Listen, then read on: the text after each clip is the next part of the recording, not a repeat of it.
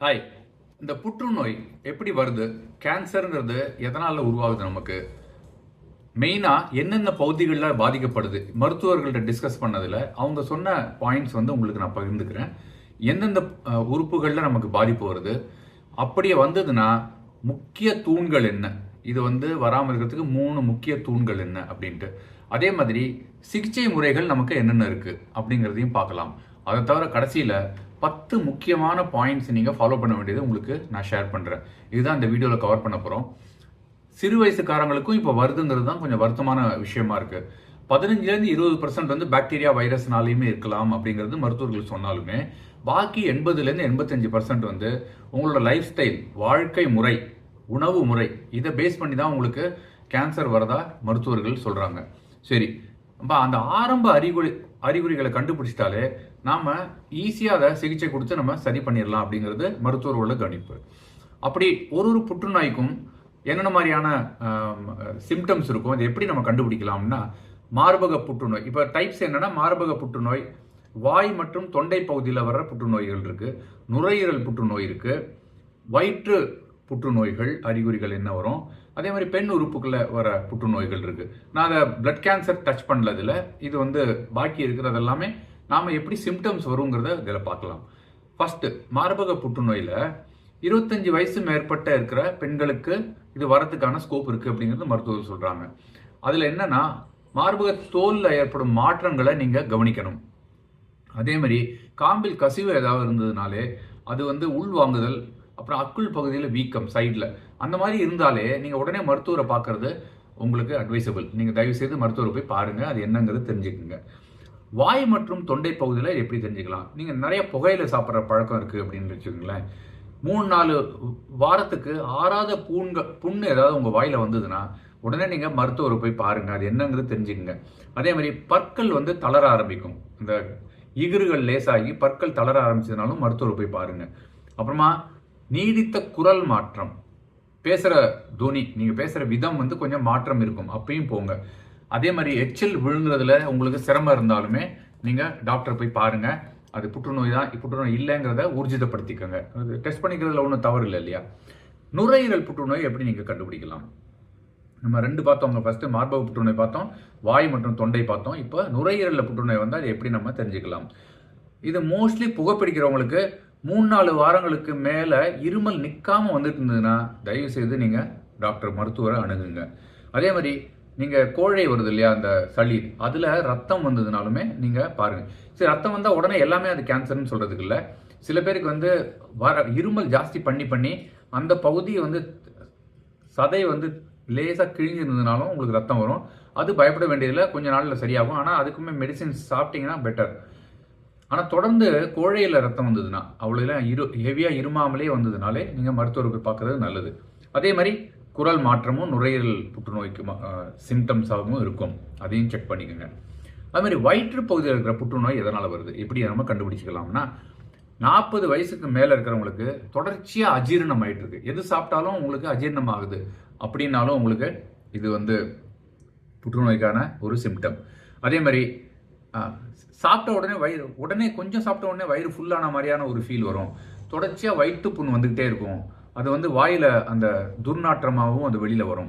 காரணமின்றி haemoglobin குறையும். நீங்கள் HP level சொல்லணும் இல்லையா, ஹெச்பி கவுண்ட் 12.5ங்கிறது நார்மல். அது காரணம் இல்லாமல் குறைய ஆரம்பித்தாலும் இது வயிற்றில் இருக்கிற புற்றுநோய்க்கு காரணமாகவும் இருக்கலாம். அடிக்கடி வாந்தி வர்றது, அதே மாதிரி கருப்பு நிறத்தில் மலம். சில பேர் அயன் டேப்லெட் சாப்பிட்டாலும் அந்த மாதிரி வரும். அது பயப்பட வேண்டாம். அது இல்லாமல் எதுவுமே நீங்கள் எடுத்துக்காத பட்சத்தில் அந்த மாதிரி கருப்பு நிறத்தில் மலம் வந்ததுனாலுமே நீங்கள் மருத்துவரை உடனே அணுகிறது நல்லது. இது நுரையீரல் புற்றுநோய் இல்லாமல் இருக்கிறத தவிர்க்கலாம்.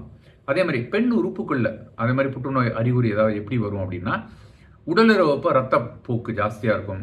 அதுக்கப்புறமா மாதவிடாய் இடைவெளி கடந்து நம்ம ரத்தப்போக்கு வர்றதுக்கான ஸ்கோப் இருக்குது. அதே மாதிரி வலியுடன் கூடிய உடல் உறவு, இது நீங்கள் செக் பண்ணிக்கிறது பெட்டர். தொடர்ச்சியான கசிவு அதுலேருந்து வந்துகிட்டே இருக்குனாலும் நீங்கள் உடனே போய் மருத்துவரை பாருங்கள், கைனகாலஜிஸ்ட்டை செக் பண்ணிக்கோங்க. அது இல்லைங்கிறத நீங்கள் கன்ஃபார்ம் பண்ணிக்கிட்டாலே ஓகே உங்களுக்கு.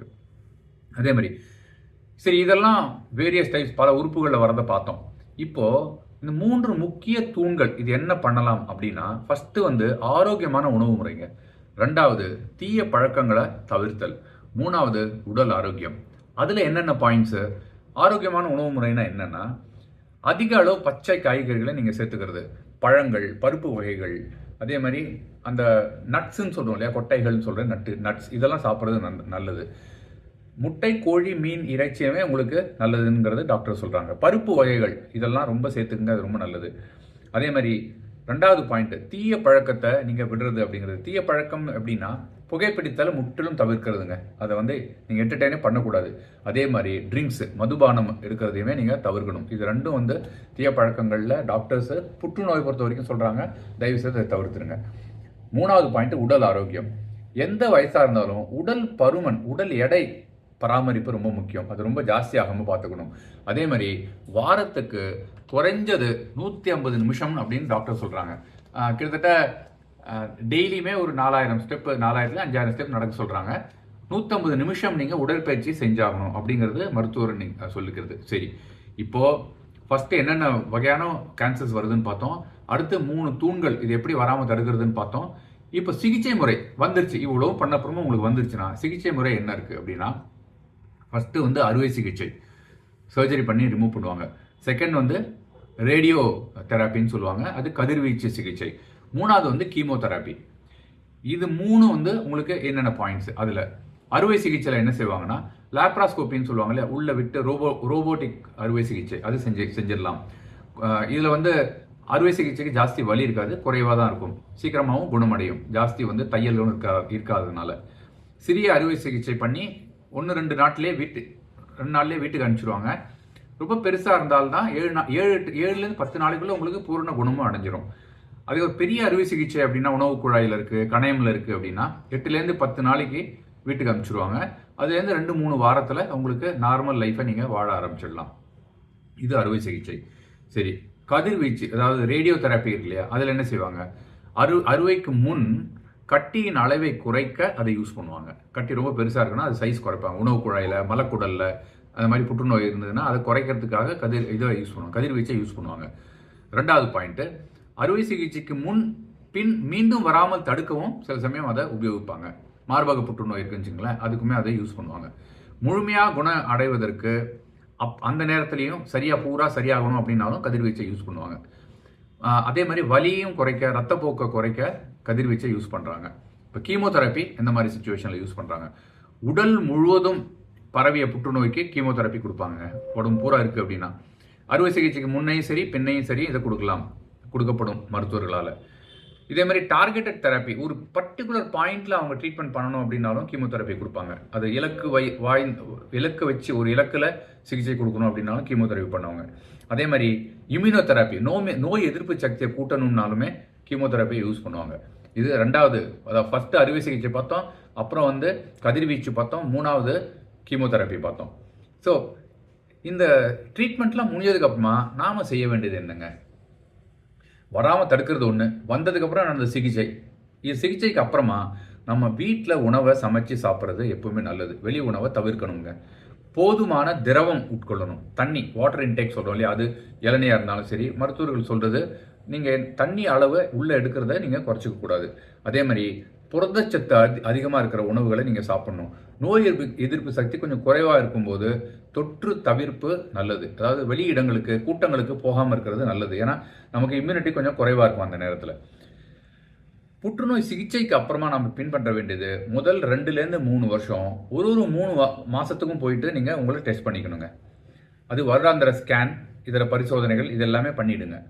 3-5 வருஷம், 3 வருஷத்துல 5 வருஷம் ஆச்சுல 6 மாதத்துக்கு ஒரு தடவை போய் நீங்கள் உங்களை டெஸ்ட் பண்ணிக்கோங்க.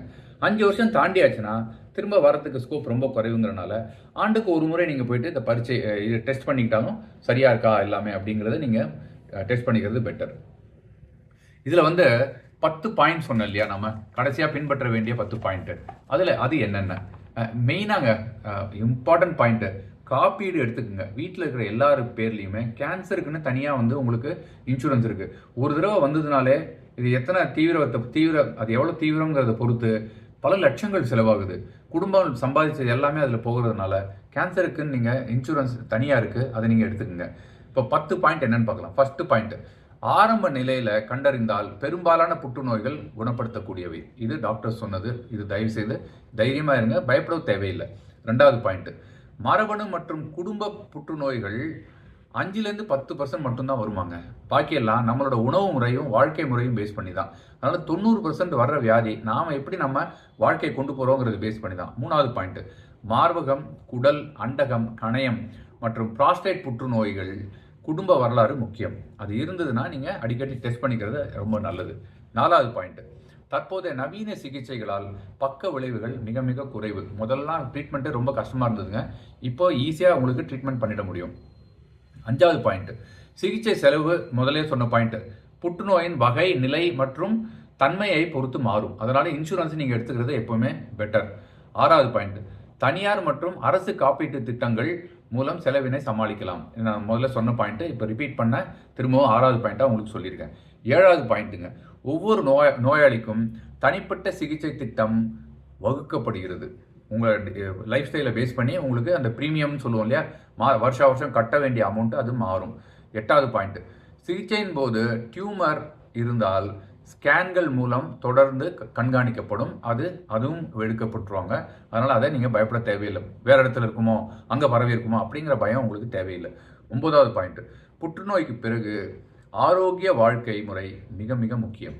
லாஸ்ட் பாயிண்ட், 10வது பாயிண்ட், குடும்ப வரலாறு உள்ளவர்கள் முன்கூட்டியே பரிசோதனை செய்து கொள்ள வேண்டும். இது புற்றுநோயின் ஆரம்ப அறிகுறிகளை அறிந்து கொள்வது மூலம் நோயை முன்கூட்டியே கண்டறிந்து சிறந்த சிகிச்சை பெற முடியும். இதுலேருந்து வெளியிலையும் வர முடியும். ரொம்ப முக்கியமான இன்னொரு பாயிண்ட், இந்த இன்டர்மிட்டன்ட் ஃபாஸ்டிங் சொல்கிறாங்க இல்லையா, அது தயவு செய்து கடைப்பிடிங்க. நமக்கு உடம்புல T செல்ஸ் ஜாஸ்தியாகும், புற்றுநோய் வராமல் அது தடுக்கும். எல்லார் உடம்புலையும் அந்த புற்றுநோய்ங்கிறது அந்த செல்கள் இருக்குது. அது தானாக 3 மணி நேரம் நீங்கள் வயிறை காய வச்சிங்கனாலே தானாக செத்துரும் எல்லாமே. அதனால் தயவு செய்து இந்த இன்டர்மிட்டன்ட் ஃபாஸ்டிங்கிறது, அதுதான் ஏகாதசின்னு நம்ம முறையில் சொல்லிட்டு இருந்தாங்க. 3 நாள், அமாவாசைக்கு 3 நாள் முன்னாடி, பௌர்ணமிக்கு 3 நாளைக்கு முன்னாடி வரும். அது அந்த நேரத்தில் விரதம்னு இருந்தாங்க. நீங்கள் எப்படி அதை ஃபாலோ பண்ணாலும் சரி, இன்டர்மிட்டன்ட் ஃபாஸ்டிங்கிறது 12 மணி நேரம், 16 மணி நேரம், 24 மணி நேரம் எப்படி பண்ணாலும் சரி, ஆனால் வயிறு காலியாக 3 மணி நேரம் காலியாக இருக்கணும். அதாவது சாப்பிட்டுட்டு செரிமானம் இருக்கக்கூடாது, காலியாக இருக்க வேண்டிய பீரியட். அது நீங்கள் முயற்சி செஞ்சாலே இதுலேருந்து எல்லாத்துலேருந்து வெளில வரலாம். ஆரோக்கியமான வாழ்க்கை முறையை இருங்க. உடற்பயிற்சியை தினம் செய்யுங்க. Thank you so much. பாய்.